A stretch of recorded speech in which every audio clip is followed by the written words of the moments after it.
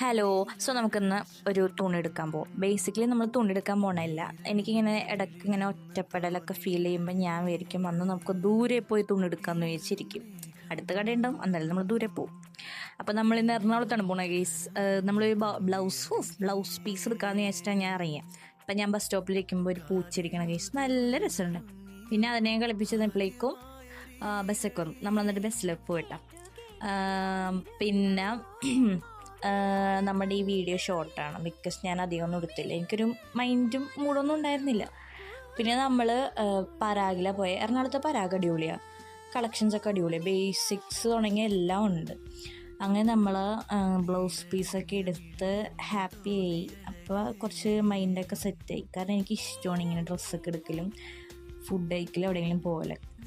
എന്നിട്ട് നമ്മൾ അവിടുന്ന് സാധനങ്ങളൊക്കെ എടുത്ത് നമ്മൾ വീട്ടിലേക്ക് പോയി. അപ്പോൾ അത്രത്തെ വ്ളോഗ്. അപ്പം ബൈ ബൈ.